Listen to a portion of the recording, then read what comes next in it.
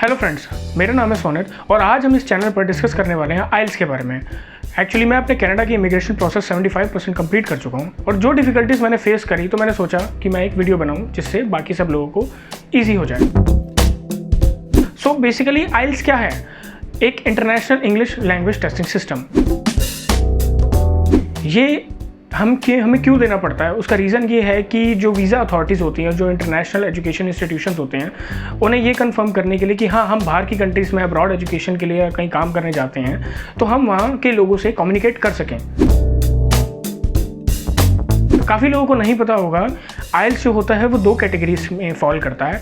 पहली होती है हमारी जनरल कैटेगरी एंड दूसरी होती है हमारी एजुकेशन कैटेगरी, जिसको हम बोलते हैं एकेडमिक। जनरल कैटेगरी उन लोगों के लिए होता है दोस्तों जो वर्क परमिट के लिए जाते हैं, जिन्हें काम करना है वहाँ जाके, जिन्हें कोई भी एजुकेशन नहीं लेनी।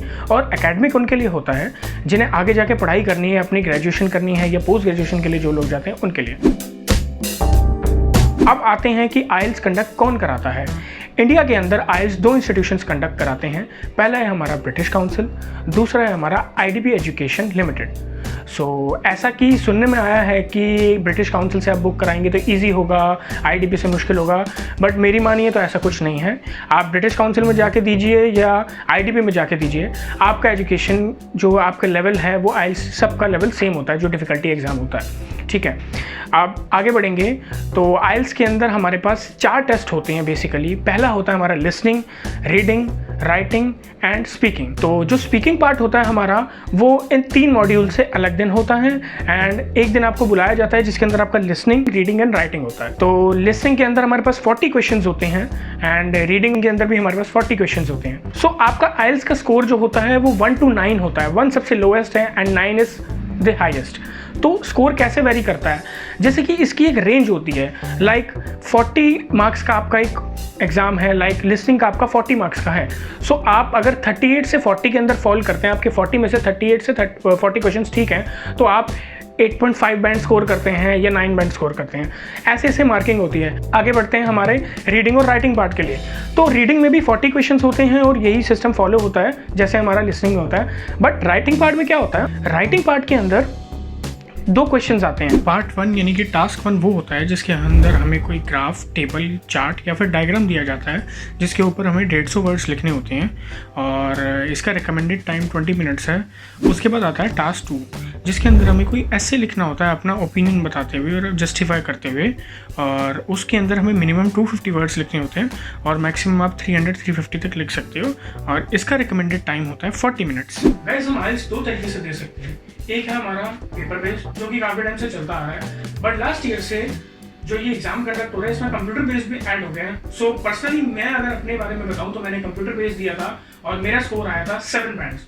कंप्यूटर बेस्ड में आपको कुछ नहीं होता, स्पीकिंग तो आपका नॉर्मली होता है जिसमें आपको एक दिन बुलाया जाता है और आप इंजीनियर के सामने बैठते हैं और वो आपसे कुछ क्वेश्चंस पूछते हैं और आप उनके आंसर देते हैं। बट जो पेपर बेस्ड होता है या कंप्यूटर बेस्ड होता है उसमें फ़र्क कहाँ आता है? कंप्यूटर बेस्ड में क्या होता है कि आपको हेडफोन्स दिए जाते हैं एंड आपको कंप्यूटर पे बैठना है और जस्ट आपके सामने क्वेश्चन आ जाएगा, एमसीक्यू होता है, उसी के अंदर ही आपको टिक करना होता है।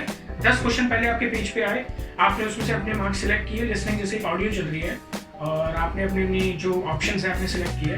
लास्ट में आपके पास टाइम होता है 30 सेकेंड्स का कि आप अपने आंसर्स को रिव्यू करें और उसके बाद एक सबमिट का बटन आता है नीचे जिसमें आप सबमिट कर सकते हैं। हालांकि जब हम पेपर बेस्ड की बात करते हैं जनरली आपको क्वेश्चन आंसर आपके पास होते हैं एमसीक्यू की फॉर्म में एंड आपको जस्ट सर्कल करना होता है, then you get turn over the page. और लास्ट में मैं बात करना चाहूँगा आइल्स की फीस के बारे में। बहुत लोगों को क्वेरी होती है कि आइल्स की फीस कितनी है के लिए। बेसिकली आइल्स की फीस फ्लक्चुएटिंग है। लाइक अभी जो करंटली फीस चल रही है, चाहे वो जनरल के लिए हो या एकेडमिक एग्जाम के लिए हो, आइल्स की फीस 14,700 रुपीज़ है। तो ये आपको बेसिकली आईडीपी या ब्रिटिश काउंसिल की वेबसाइट पर जाकर अपनी टेस्ट बुक करना होता है और वहीं पे आपको उसी टाइम पेमेंट करनी होती है। चाहे वो आप नेट बैंकिंग से कर सकते हैं, क्रेडिट कार्ड से कर सकते हैं। जब आप ये बुक कराते हैं, तो मैंने पर्सनली आईडीपी से बुक कराया था, तो with in 2 to 3 days IDP से बुक कराने के बाद मुझे एक बुक आई थी आईडीपी से जिसमें एक टेस्ट मॉड्यूल था बेसिकली प्रैक्टिस करने के लिए।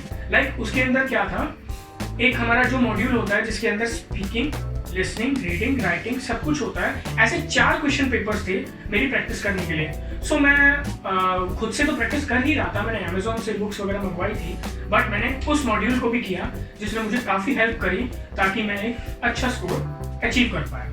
गाइस मुझे लगता है मैंने अपने हिसाब से आइल्स के रिगार्डिंग सारे पॉइंट्स क्लियर कर दिए हैं, बट उसके बाद अगर आपको बावजूद आपको लगता है कि मैंने कुछ पॉइंट्स मिस किए हैं या आपको कुछ फर्दर इन्फॉर्मेशन चाहिए, पर्टिकुलरली या तो मॉड्यूल्स के बारे में आप कह सकते हैं, चाहे लिसनिंग पार्ट के बारे में या रीडिंग के बारे में, स्पीकिंग के बारे में, राइटिंग के बारे में, तो आप मुझे नीचे दिए गए कमेंट सेक्शन में कमेंट कर सकते हैं। सेकेंडली आप नीचे दिए गए इंस्टाग्राम चैनल पे मुझे मैसेज कर सकते हैं, डीएम कर सकते हैं। सो जब भी मेरे लिए अर्लीस्ट पॉसिबल होगा मैं आपकी क्वेरीज को सॉल्व करना चाहूँगा।